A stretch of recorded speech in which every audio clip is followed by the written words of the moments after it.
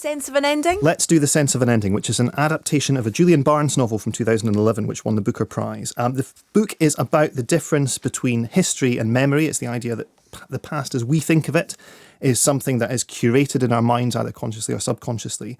And when we look back in our own lives, we tend to think of ourselves as the main character in our life, rather than a supporting character in other people's. And the film is about reconciling those false ideas of the past with the actual truth. It comes to us via the story of Tony Webster, who's played here by Jim Broadbent. He's divorced and semi-retired. He runs a vintage camera shop. He's got a 36-year-old daughter played by Michelle Dockery, who's about to have a baby. And he's kind of a comfortable curmudgeon in the Jim Broadbent style. However, one day he discovers he's been left something in a will. It's a diary belonging to someone he knew a very, very long time ago. And currently in possession of that diary is a very long-time ex-girlfriend called Veronica, who's played by Charlotte Rampling. His efforts to get back in touch with Veronica force him to reflect on things that he did in a dim and distant past. And here is a typically prickly encounter between the two. Are you married, I take it? I'm not married. Never? Mysterious to a fault. I'm divorced, by the way, in case you were wondering. I wasn't, but I'm sorry to hear that. On the contrary, very happily so. Best decision we ever undertook.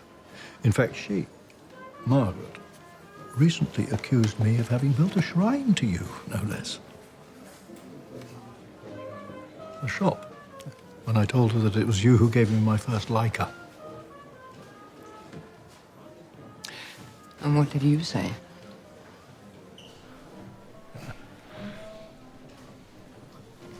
Ah. Hi, Tony. Those two are in my daughter's NCT group. Lesbians, pregnant lesbians. Good God. Whatever they will think of next. My daughter's 36, by the way. Apart from coming off the rails somewhat and deciding to have a child all on her very own, she works in PR. Whatever that may mean. Love Jim Broadbent. So, and I mean, first and foremost, this film is a really good shot window for Jim Broadbent's talent as a leading man. It's amazing to see him being given a role with this much depth and complexity outside of a Mike Leigh film. Basically, the structure is you have this present tense stuff unfolding and then it flashes back to the past from various angles. And it made me think a lot of Atonement. There's a scene where the young Tony, who's played by Billy Hill, drags out a rusty old typewriter to hammer out a letter that will prove very, very important to the plot. And you just immediately think of James McAvoy in his vest. You know.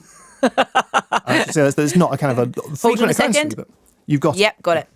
But, you know, a lot of it comes down to the success of this film, comes down to the cast. Jim Broadbent crafts the character with total kind of precision. It's this idea that you're watching someone reconsider who he is, memory by memory, you know, development by development. It's very subtle stuff. But he also equips Tony because he's fundamentally quite an unlikable character with enough fond little idiosyncrasies that you're still on his side regardless and you're interested in what he comes to discover about himself.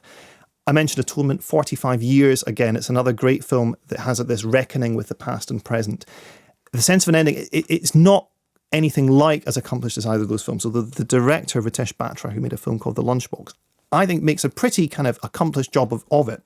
But it's just not got that extra sense of total kind of an almost metaphysical engagement at time rather than spelling it out like a mystery. It does what it does very well. I think it does justice to the Julian Barnes book.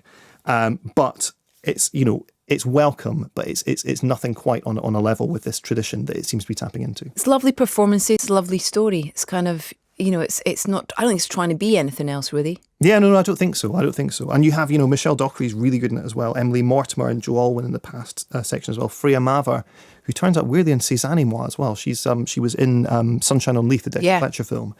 She turns up as the young Veronica, the young version of Charlotte Rampling's character. So you have, you know, really good cast, all doing good jobs. And these are performances that are unshowy and not necessarily designed to attract awards consideration.